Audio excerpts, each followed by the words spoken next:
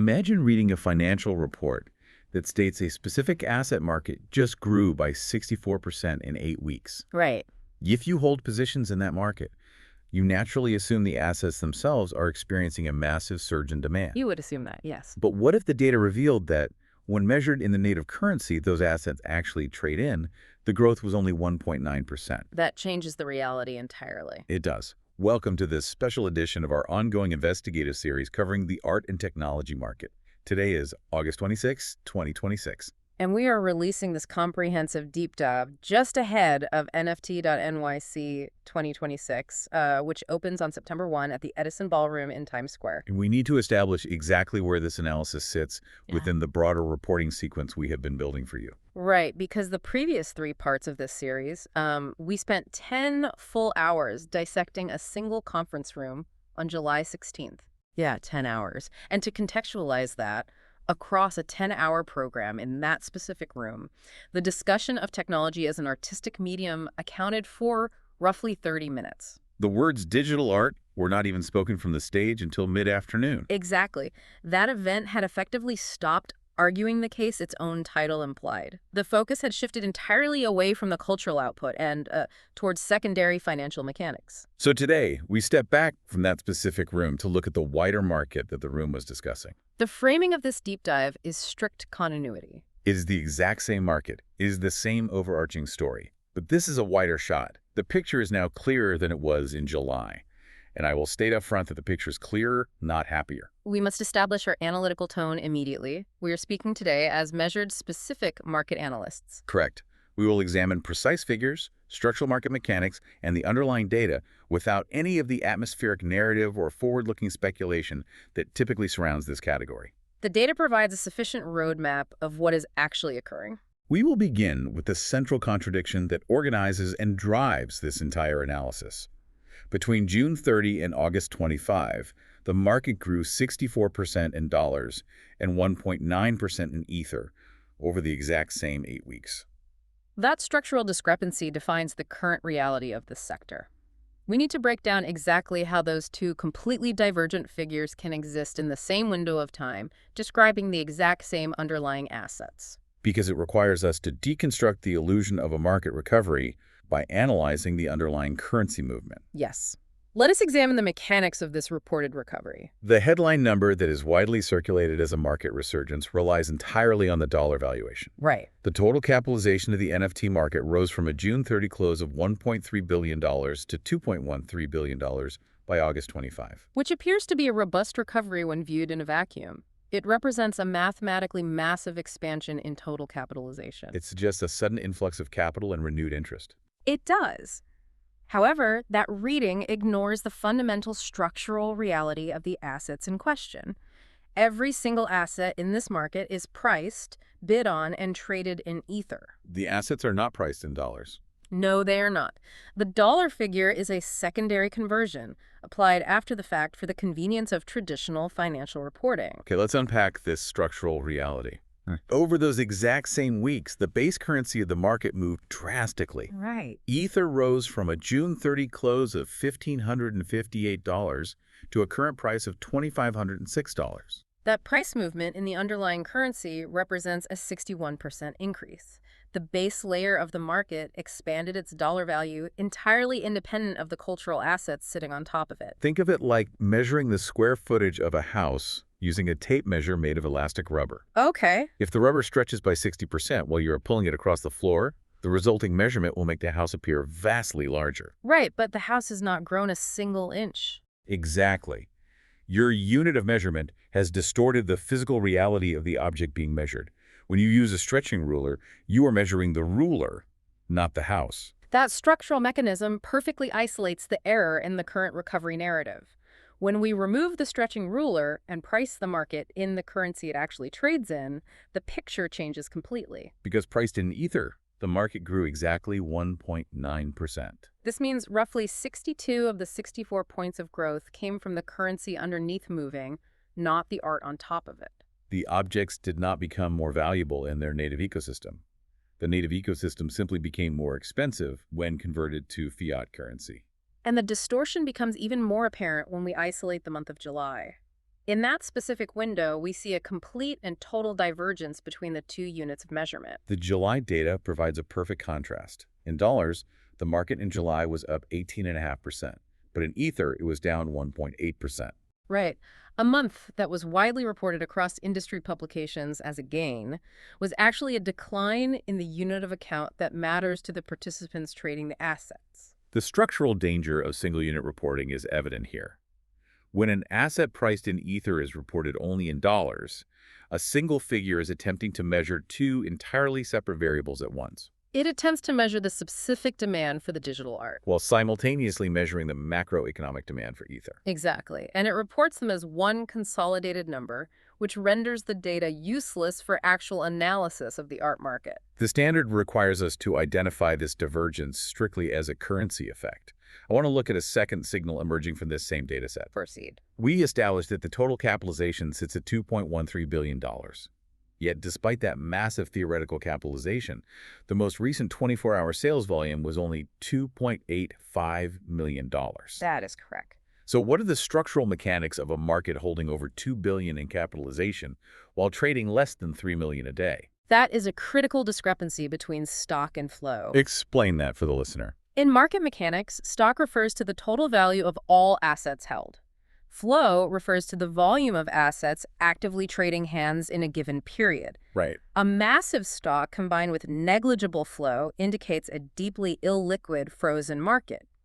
It means current asset holders are unwilling to sell at the bids currently offered, and potential buyers are unwilling to meet the asking prices set by the holders. The two sides of the market cannot find an equilibrium. Precisely. It suggests the capitalization figure of $2.13 billion is essentially a phantom number. It is. If a fraction of those holders suddenly decided to liquidate their assets into a market with only $2.85 million of daily flow, the liquidity would evaporate. The prices would gap down immediately. The entire capitalization relies on the strict assumption that the vast majority of the assets will never actually be offered for sale. That is the precise definition of an illiquid market. Yes. When you have a massive market capitalization, but no daily volume, the capitalization is simply an extrapolation of the last traded price applied to the entire outstanding supply. It does not represent realizable cash value for the majority of participants. No. If the sell pressure increases even slightly, the bids will vanish, and that $2 billion valuation will contract violently. We will now move to examine how this currency effect distorts professional benchmarks. We must explicitly clarify the mechanics of index publishing and carefully examine the narrative surrounding how these numbers are presented to the public. We are looking at a serious, carefully constructed benchmark for this category. It was launched in 2026. Reconstructed from a base of 100 starting at January 1st, 2022. Correct. It employs standard institutional methodology. It caps the weight of every single constituent at 25% to prevent one massive asset from skewing the entire metric. It also publishes a sensitivity table across 3 different rule sets to show its work. Yes, and it openly identifies which of its inputs rely on proprietary data. By all traditional financial engineering standards, this is a robust product. This specific index closed the second quarter of 2026 at 38.3. That represents a performance that is down 12.6% on the quarter. And down 40% year-to-date. What is fascinating here is how the mechanical distortion we just discussed applies to this specific professionally managed benchmark. We can analyze the forward mark based on the recent currency data we have verified. We must reiterate our central contradiction here. Between June 30 and August 25, the market grew 64% in dollars and 1.9% in Ether over the exact same 8 weeks. When we apply this mathematical reality to the index, we assume that constituent floor prices in Ether are entirely unchanged since June 30. Which the underlying trading data firmly supports. It does. Under that strict assumption of unchanged native asset values, the index marked forward to today would print close to 62. That represents a 61% gain in the index's published value. A 61% gain prints on the chart without a single artwork changing hands or changing its fundamental value in its native unit. This brings us to a direct analytical question. Does this mechanical outcome mean the index publisher is hiding something or operating with a lack of transparency? The answer to that is an absolute no. The index publisher is completely honest and operating within standard boundaries. They openly disclose their correlations. They do! They disclose in their methodology that the quarterly returns of the index correlate with the price of Ether at around 0.9. Let us define that metric clearly for you. Yep. A correlation of 0.9 means the index moves almost perfectly in tandem with the price of the base currency. Right. If Ether goes up, the index goes up. If Ether falls, the index falls. Furthermore, the publisher accurately and prominently describes the product as carrying crypto exposure with cultural validation. Rather than framing it as a decorrelated alternative asset, they tell the reader exactly what they are buying. The transparency from the publisher is absolute. The criticism we are leveling is not about bad faith or hidden agendas. The criticism concerns only presentation and human psychology. The caveat about the 0.9 correlation sits in the accompanying prose of the methodology document. Yes, while the numerical value sits as a bold line on a visual chart.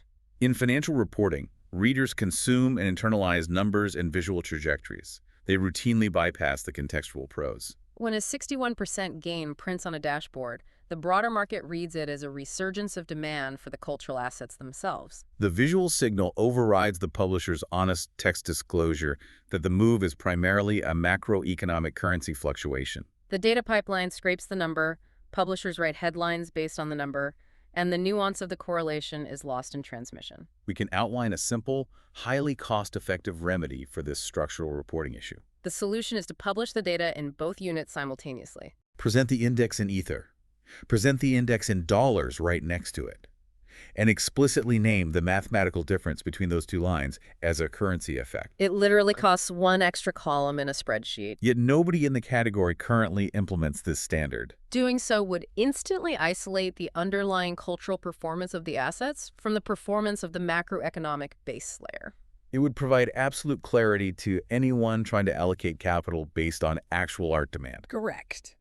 Now, we must trace where the actual capital flowed during this period. The money did not evaporate from the broader ecosystem. No, it did not. We're going to analyze the flow of capital into tokenized physical objects and define exactly what this means for the prevailing narrative of market maturation. The data clearly shows that the liquidity left the purely digital art sector, but it stayed within the rails of the blockchain infrastructure. The capital changed its form and dramatically changed its structural requirements for custody. Here is where it gets really interesting. We will look at the monthly trading volume in tokenized physical collectibles. In January 2025, this specific segment recorded a volume of $17 million a month. By June 2026, that monthly trading volume rose to $646 million a month. That is a 38-fold increase in transaction volume. It occurred across a span of exactly 17 months. We must look at the concentration of this volume to understand the mechanics.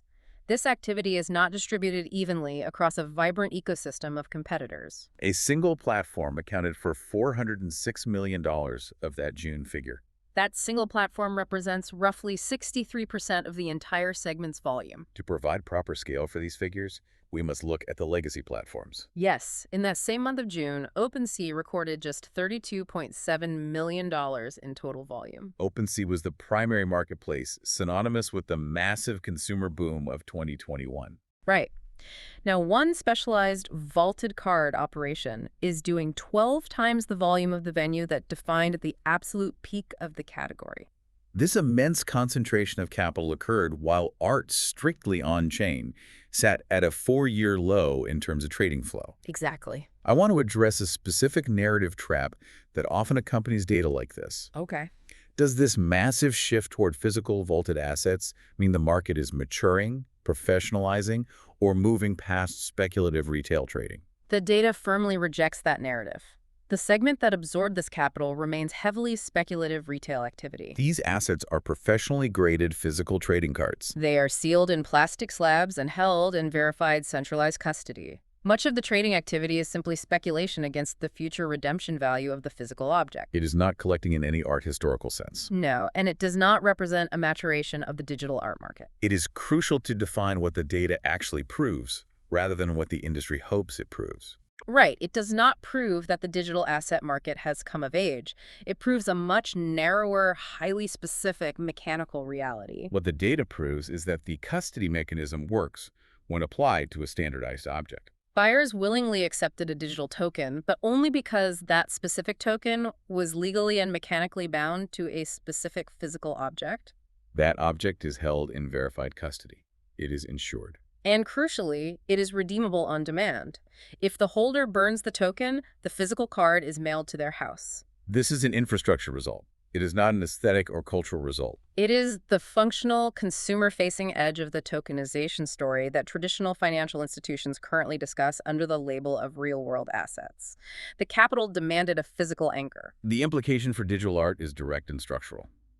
Phygital art, which attempts to bridge physical artworks with digital tokens, has no equivalent custody standard. Right. There is no standardized grading system for the condition of a physical painting attached to an NFT. There is no standardized vaulting infrastructure. Most importantly, there is no redemption guarantee that survives if the platform that minted the phygital artwork goes bankrupt. That absence of standardized, resilient infrastructure is a substantial part of the reason why the trading volume flowed to graded cards instead of fine art. The buyers required a verifiable physical tether, A known condition grade. and a guaranteed redemption mechanism that did not rely on the ongoing solvency of a startup. This brings us to the final and most structurally complex dynamic in our analysis.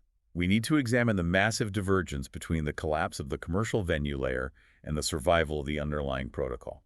Over the past 18 months, the venue layer of this market thinned dramatically. 10 established marketplaces closed their doors. I will list them for the record. Go ahead. Foundation, Binance, NFT, Exchange Art, Nifty Gateway, Maker's Place, Known Origin, RTFKT, X2Y2, Rodeo, and Kraken NFT.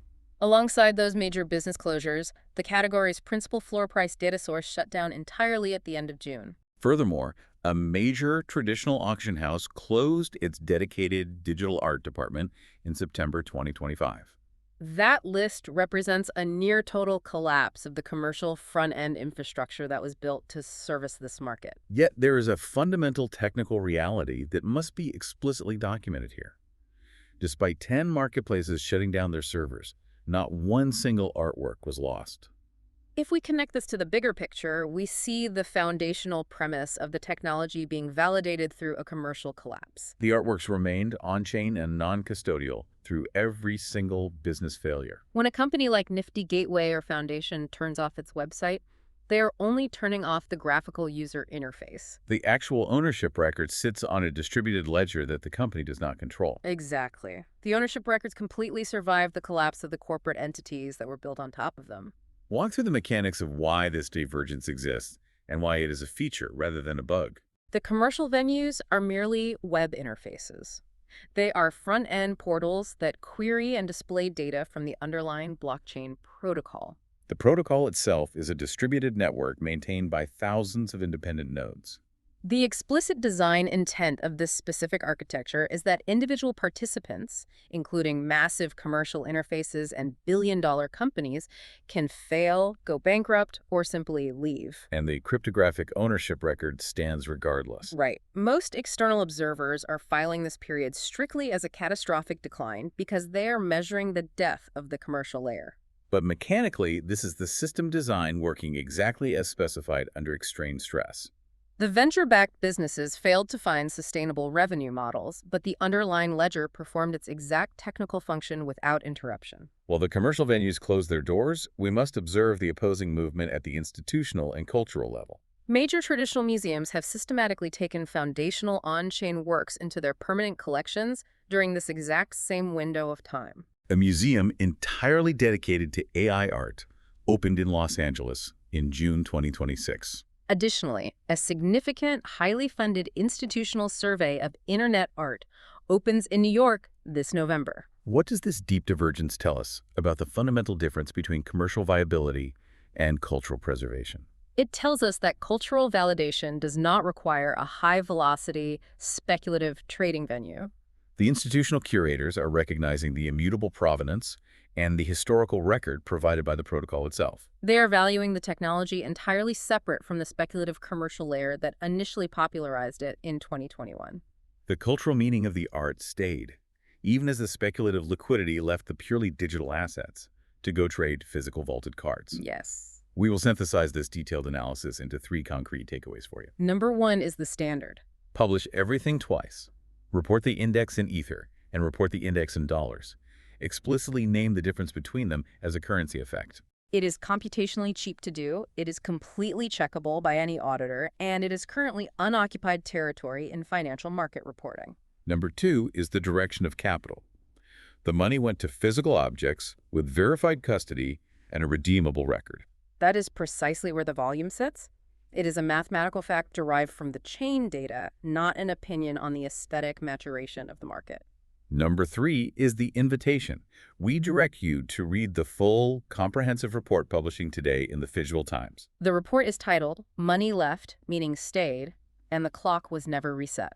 Every single figure, date, and metric discussed today is sourced, cited, and entirely recheckable in that written document. We also remind you that NFT.NYC 2026 opens on September 1 at the Edison Ballroom in Times Square. I will leave you with a final, measured thought to ponder independently. Consider the profound implications for the future of digital property when the corporations built to sell the assets can entirely vanish, yet the provenance and existence of the assets themselves remain perfectly intact. This forces us to ask whether the market ever actually needed the bloated commercial layer it spent 5 years building. Or if true permanence fundamentally requires the absence of a middleman.